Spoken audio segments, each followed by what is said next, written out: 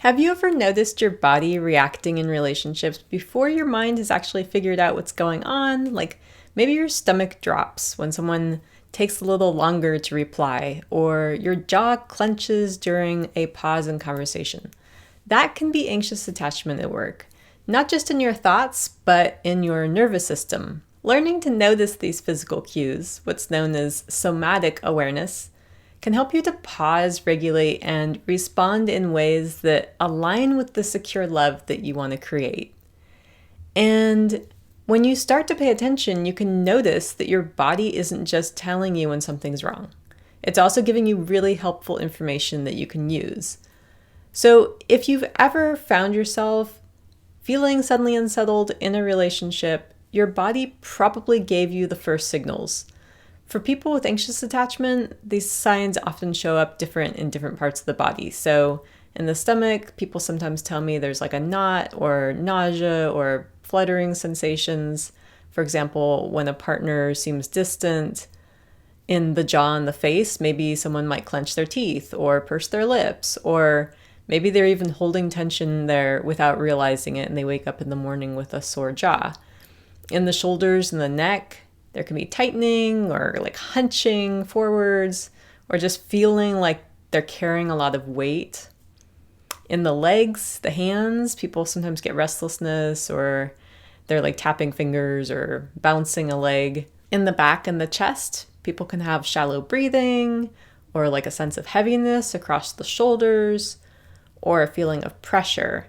So it's important to recognize that these sensations aren't proof that there's anything wrong in the relationship, but they're signs that your nervous system is scanning for safety and it's reacting to a kind of perceived threat. And often this is based on past experiences. It's not necessarily the present moment. So remember that your body's job is to protect you. Your nervous system's job is to keep you safe, even if it doesn't always feel helpful. So from an attachment perspective, the nervous system is like a highly trained guard dog. If closeness has felt uncertain or inconsistent in your past relationships, it's learned to stay on high alert, bark a lot. And when you sense distance from someone you care about, the body doesn't just notice, it's like starting to prepare for something to happen. So people might get tight muscles, or digestion slows down, or their breath gets faster. And these are survival responses. Fight, flight, freeze. All of these are preparing the body to fight or escape. So for an anxiously attached person, survival wiring often gets activated by everyday situations. It might be a text reply that came really late, or a subtle change in tone, or a partner asking you for space. So you might not expect this, but the body often interprets these tiny shifts the same way it would if this threat was real. So this can be overwhelming for people, but it's also completely understandable. Your body's trying to protect you from loss or abandonment. So you can take a moment to just thank our body because it's working really hard at this. To understand why paying attention to the body is so powerful, it helps to look at how the nervous system works. So our bodies are wired with two main branches of the autonomic nervous system. There's the sympathetic branch, that's the kind of gas pedal, prepares the body for action. Maybe somebody's heart rate speeds up, or the muscles tense, digestion slows because you don't need to digest when you're running from a tiger. The system often fires when closeness feels uncertain for the anxious attachment style. The second branch is the parasympathetic nervous system. This is like the brake as opposed to the gas. It calms the body down, it slows the heart rate, and it supports rest and digestion. So within the parasympathetic system, there's something called the vagus nerve that goes from the brainstem down through the chest into the gut. And it's kind of like the body's built-in reset button, which is great because that means you can access it by just taking a nice long exhale, or singing, or humming. So this signals to the body, you are safe now. And this is why somatic awareness matters for anxious attachment style. Your body has been trained to expect abandonment or inconsistency, And your sympathetic system may jump into overdrive at a small cue, like a delayed text or a small change in a partner's tone. But by noticing what's happening in your body and then using tools that activate that parasympathetic system, remember that's rest digest, you can guide yourself back to calm. And over time, these little shifts, they actually retrain the nervous system to default to safety and connection rather than fear or urgency, like a sense of needing to act now. Instead, there's more room to breathe. So awareness is the first step in working with this pattern. It's not pushing the feelings away, but it's noticing them with curiosity. So here are a few simple ways to begin practicing somatic awareness.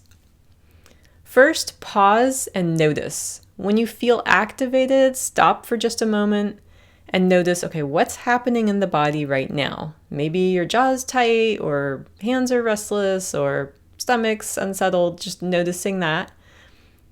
Second is name the sensation. So putting words to what you feel, like, oh, my shoulders are tense right now. Naming this out loud or silently to yourself, it makes a little space between you and that sensation.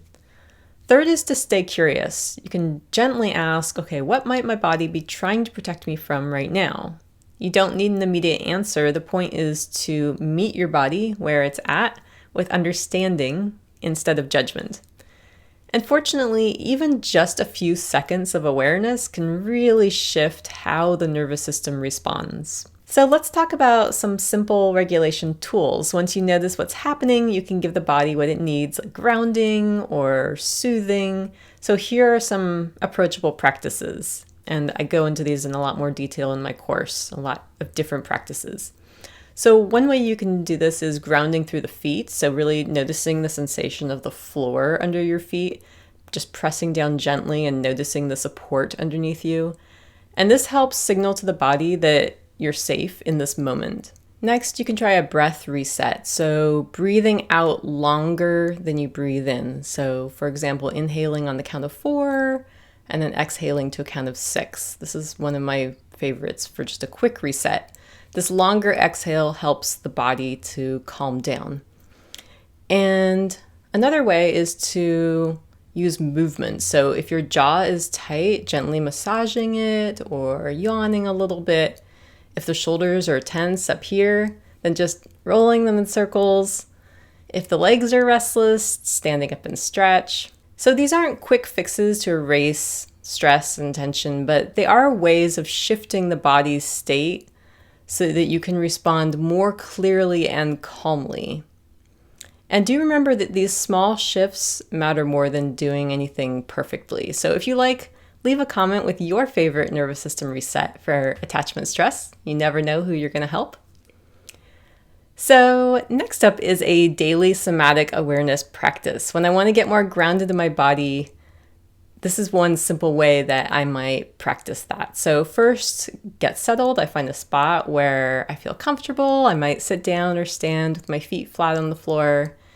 Let my shoulders drop a little and just notice that I'm supported. I don't try to change anything.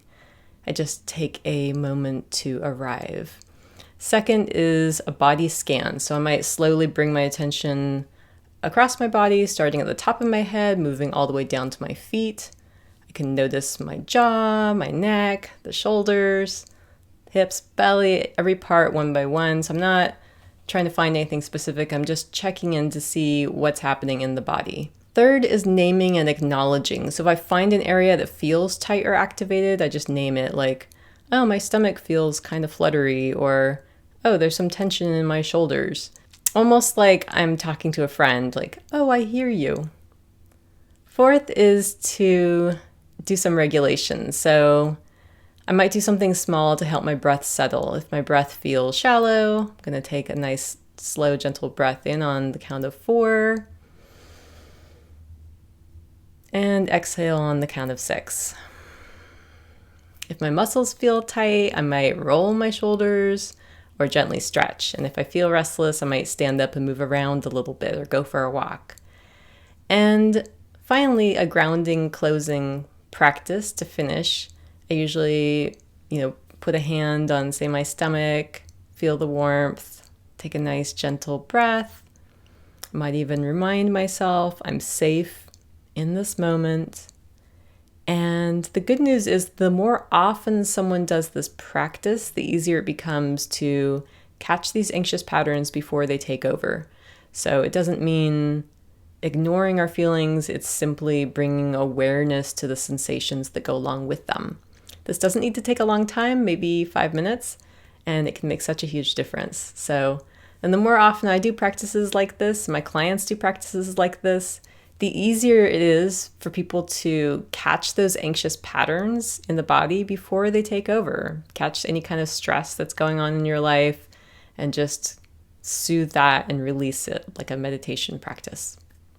So when you practice listening to your body, you begin to notice the difference between a physical anxiety signal, like a tight stomach when a partner doesn't reply quickly, and a real relational mismatch, like a consistent lack of care or unpredictability or disrespect, because people sometimes want to know, like, which one is it? So somatic awareness doesn't mean ignoring problems. It just means that you're less likely to confuse nervous system activation with incompatibility. And by calming your body first, you're giving yourself space to choose how to respond, whether that's reaching out to a partner in a loving way, or waiting before sending a message, or reminding yourself of your worth. This shift from a reaction to a response can really change the entire tone of your relationships. So somatic awareness is a practice. It's not a one-time fix. You might notice different signals on different days. Sometimes it might be your stomach, sometimes it might be your jaw or your breath. And the more that you pay attention to this, the easier it becomes to catch anxiety earlier and then steady yourself before that spirals. So over time, the body learns a new baseline of safety and connection. And remember, you're not alone. There's a lot of people with anxious attachment on this channel who are learning tools like this to help them feel calmer and to create more secure relationships. So if you've been recognizing these patterns in yourself, somatic awareness is one of the most powerful tools you can start practicing today. And if you'd like more step-by-step guidance on how to shift anxious patterns and attract secure love, come on over to kayleelarkin.com, where there are tools and resources to support you, like the Secure Love Toolkit, where you can find practical guides and checklists during dating for anxious attachment to spot red and green flags more clearly, to calm the nervous system, and to elevate your energy to attract secure love, removing subconscious blocks that might have been getting in the way. So thank you so much for watching this. Drop a comment if you liked. Let me know if it resonated, and I look forward to seeing you in the next one. This is Kaylee Larkin, wishing you a beautiful relational journey.